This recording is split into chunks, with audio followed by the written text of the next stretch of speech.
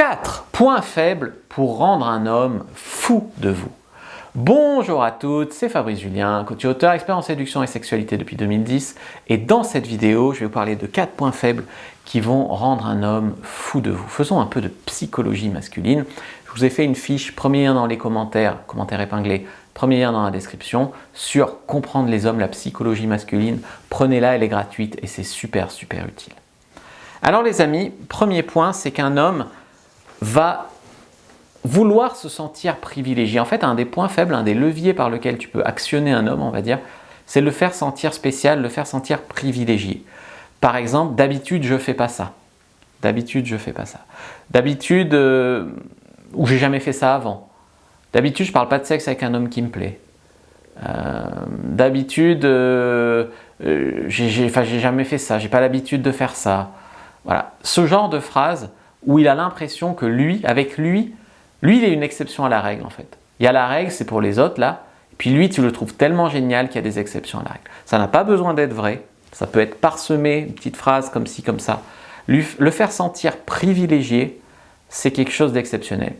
Et c'est ce qui fait par exemple que des fois, j'ai fait la première fois de certaines filles, et du coup, c'est un honneur. Là, il n'y a pas plus privilégié que ça, tu vois, que de faire la première fois d'une fille. Donc, après, il y a des hommes qui n'aiment pas faire la première fois aussi, bien sûr, ils trouvent que c'est trop de responsabilité. Mais ça, c'est le summum du fait de se sentir privilégié. Donc, un des leviers instinctifs de l'homme, c'est de le faire sentir privilégié. Deuxième astuce, c'est l'ego. Un homme voudra toujours être le meilleur. Toujours. Donc, vantez-vous. Vantez-vous d'avoir trouvé un mec génial. Ou dites-lui qu'il est le meilleur. Alors là, les femmes ne le font pas souvent, elles ne le font pas parce qu'elles se disent « mais il va prendre la grosse tête et du coup, il va partir, il va me tromper ». Il y a des femmes, leur logique, c'est « je vais rapetisser un homme pour qu'il reste avec moi ». Et tu vois comme c'est mesquin.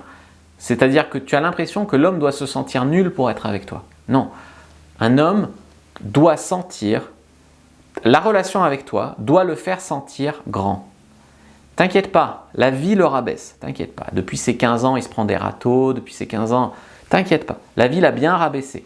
Et quand il rencontre une femme qui lui dit « Waouh, t'es bricoleur, c'est trop sexy, waouh, j'adore tes biceps, waouh, tu conduis trop bien, waouh, t'es l'homme le plus gentil que j'ai jamais vu, waouh, j'en sais rien ». Quand un homme le fait sentir le meilleur en quelque chose, là il dit « Waouh, enfin une qui voit ma valeur ». 3. La fiabilité. Alors, l'énorme peur d'un homme, et ça grandit avec le temps, il doit y avoir un fond de vérité, c'est qu'il a peur d'être avec une femme qui profite de lui, d'être avec une profiteuse. Donc il doit vouloir voir qu'il peut compter sur vous et que vous êtes fiable. Alors fiable, c'est plusieurs choses. Fiable, ça peut être fiable sur le sens qu'il y a des femmes qui disent « Salut, coucou, moi je veux me mettre en couple, je suis pas chiante, je suis ouverte d'esprit, je suis ci, je suis ça. » Puis une fois qu'elles sont en couple, tu vois plus tes potes, sexuellement c'est la prison, etc., etc., etc. C'est pas forcément voulu, mais ça tourne comme ça. Et l'homme le sait, que s'il s'engage avec une femme, ça peut être la prison. Hein, donc il a besoin qu'une femme soit vraiment ce qu'elle prétend d'être. Si elle prétend qu'elle n'est pas chiante, qu'elle le soit vraiment. Ça, c'est une forme de fiabilité. La deuxième forme de fiabilité, c'est que tu es au courant sans doute que si un homme quitte une femme, même si c'est elle qui le trompe, même si c'est elle qui déconne, la femme part avec la garde des enfants et probablement la moitié du salaire de l'homme en pension alimentaire. Donc, ça veut dire quoi? Ça veut dire qu'un homme a quand même besoin, avant de s'engager, de savoir dans quoi il met les pieds, vraiment. Donc, il y a un énorme risque pour lui au niveau de l'engagement que finalement les femmes ont aussi parce qu'elles peuvent tomber enceintes, mais elles ne l'ont pas forcément financièrement et aussi vite que ça, tu vois. Moi, à un moment, j'avais quitté mon ex, après on avait été meilleurs amis pendant un temps, et puis à un moment, on avait recouché ensemble, etc. Mais on compartimentait ça un peu, c'était un peu bizarre, et du coup, on se demandait si, par exemple, on pourrait se remettre ensemble ou pas. Et à un moment, je pars en voyage à New York et je lui dis, je sais pas si j'ai fermé la porte chez moi et tout.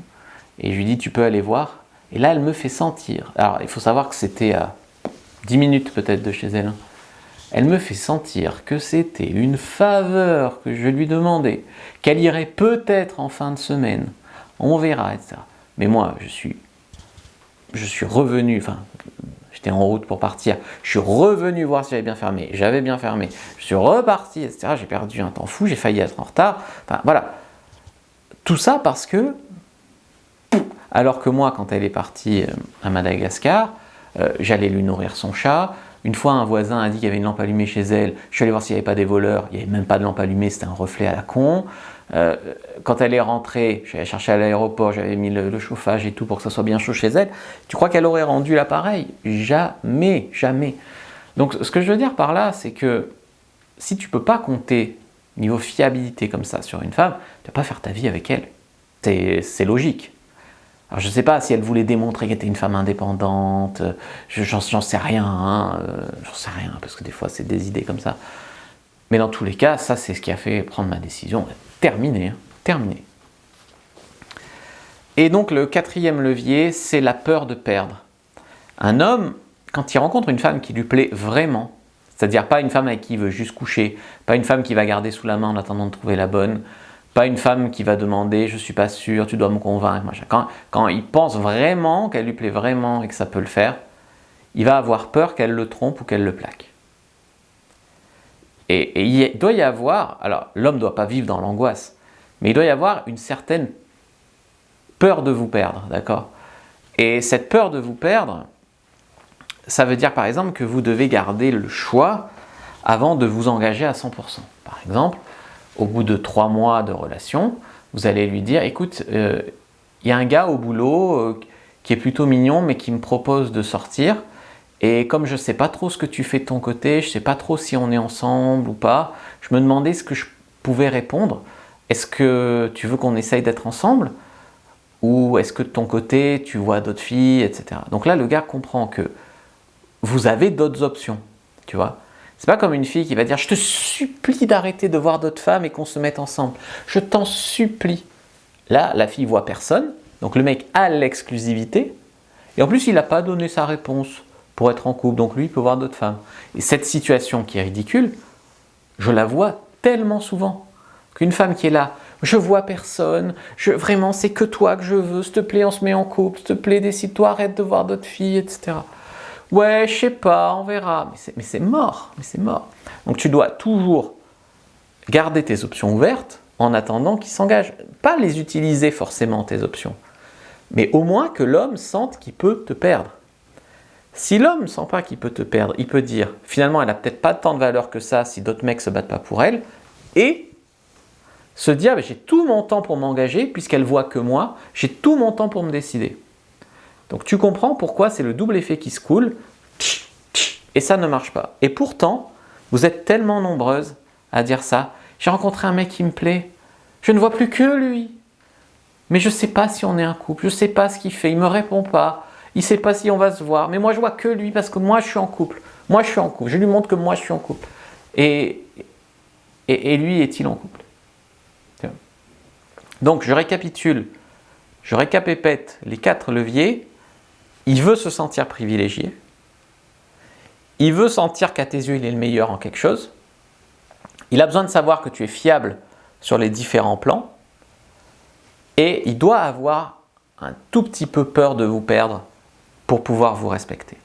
Voilà, je sais que ce n'est pas ce qu'on vous dit d'habitude sur d'autres chaînes, mais en même temps, vous avez essayé les conseils d'autres chaînes. Ça n'a pas beaucoup avancé dans votre vie amoureuse, d'accord? Vous avez fait silence radio, super, et alors? Voilà. Maintenant, vous pouvez peut-être prendre des vrais conseils. N'hésitez pas à liker, commenter, partager. Vous pouvez lire mon livre « Le trouver, le rencontrer, le garder, séduire votre homme idéal en appréciant la quête ». Moi, je vous dis à bientôt. Et que le Dieu… Ah oui, prenez votre fiche sur Comprendre les hommes en description et en commentaire épinglé. Que le Dieu de la séduction soit avec vous, les amis.